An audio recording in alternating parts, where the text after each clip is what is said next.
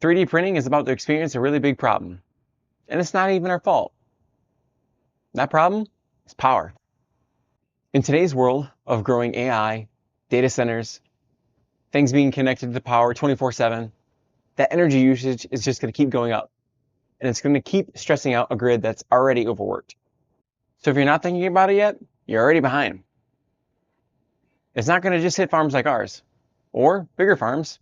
It's going to hit hobbyists too. So today we're going to break down exactly how frustrating life will get if you don't start to adapt. Let's get into it. So let's start from the beginning. Power used to be simple. Most homes had a few lights, a TV, maybe a computer. And for the most part, you didn't really have to think about it. But over time, that's changed. Now every house has dozens of devices running all the time. Smart home systems, multiple computers, printers, chargers, always on the internet devices, cameras. It all adds up. And while each device doesn't seem like much, together they create a constant growing demand. And now there's data centers. These are the facilities running everything behind the scenes. Cloud storage, streaming, websites, and now AI systems. And yes, AI centers are essentially data centers. They're just optimized for much heavier, constant workloads. One data center on its own isn't the problem though, but as more are built, and as demand keeps increasing, they start to pull massive amounts of power continuously. And that power has to come from the same grid that powers our homes.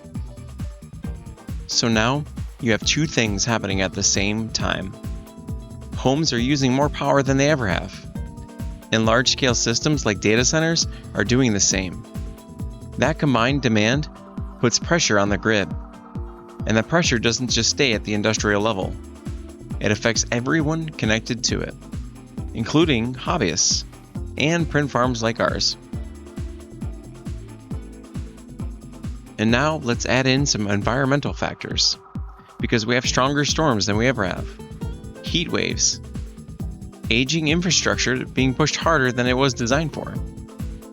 Now it's not just about how much power was being used, it's about how stable that power actually is. Because when the conditions aren't ideal, that's when outages happen. That's when fluctuations happen. And that's when systems that rely on consistent power start to fail. And that's where 3D printing becomes much harder to do. Because printing doesn't just use power, it depends on it being consistent. Long run times, heated beds, multiple machines running at once. It's one of the few setups where even a small disruption can ruin hours of work instantly. So that's the problem and where we're headed. This series, we're going to figure out how to deal with it. And if you found something that works for you, drop it in the comments. And until the next one, be glorious.